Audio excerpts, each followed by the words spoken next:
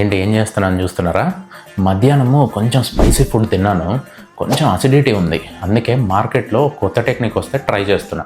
మీరు కూడా చూడండి. మీకు గ్యాస్ ఉంది, యాసిడిటీ ఉంది, లేకపోతే కాన్స్టిపేషన్ ఉంది. గ్యాస్ ఉంటే ఇక్కడ మసాజ్ చేయండి. ఫస్ట్ జాయింట్ ఇండెక్స్ ఫింగర్ది. సెకండ్ జాయింట్ మీకు సివియర్ యాసిడిటీ అయితే ఇక్కడ మసాజ్ చేయండి. గ్యాస్, ఇది యాసిడిటీ, ఇది కాన్స్టిపేషన్. సివియర్ కాన్స్టిపేషన్ ఉంటే ఇక్కడ మసాజ్ చేయండి. అది మ్యాటర్. సో వెంటనే తగ్గాలని ఈ టెక్నిక్ అంటే ట్రై చేస్తున్నా. బట్ అదర్వైజ్ కూడా అసిడిటీ తగ్గాలంటే మీరు చేయాల్సిన సింపుల్ థింగ్స్: 1, రోజు బ్రేక్ఫాస్ట్, లంచ్, డిన్నర్ ఒకే టైంకి చేసేలా చూసుకోండి.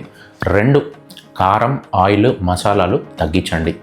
3, పెరుగు పదార్థాలు, మజ్జిగ ఇలాంటివి బాగా తినండి. 4, తిన్న వెంటనే పడుకోకండి.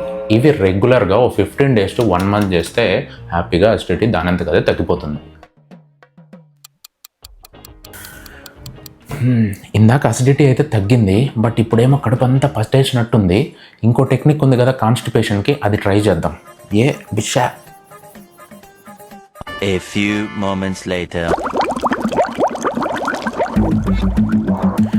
సార్ ఒక్క 2 minutes అండి, ఇప్పుడే వస్తాను.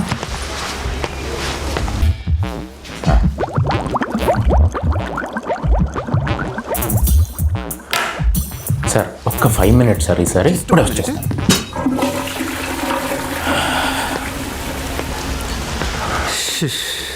సార్ ఇవాళ అయ్యేలా లేదు, మీరు రేపు రండి సార్, రేపు మాట్లాడదాం, ఏమనుకోకండి. కొద్దిగా గట్టిగా రుద్దేసినట్టున్నాం, తేడా కొట్టేసింది. కాన్స్టిపేషన్ తగ్గాలంటే ఫైబర్ రిచ్ ఉన్న ఫుడ్స్ తింటే చాలు. ఫైబర్ రిచ్ ఫుడ్స్ ఏంటి? రెగ్యులర్గా మనం తినేవే: fruits, green leafy vegetables and whole grains. ఈ 3 రెగ్యులర్గా తింటే కాన్స్టిపేషన్ ఆటోమేటిక్గా తగ్గిపోతుంది. దాంతోపాటు వాటర్ బాగా తీసుకోండి, ఆటోమేటిక్గా కాన్స్టిపేషన్ అనేది రిలీవ్ అవుతుంది. ఇదంతా నేను చెప్పిన ఈ టెక్నిక్స్ అన్నీ ఒక 15 రోజుల నుంచి నెల పడతాయి. లేదు మీకు ఇమ్మీడియట్ రిలీఫే కావాలనుకోండి,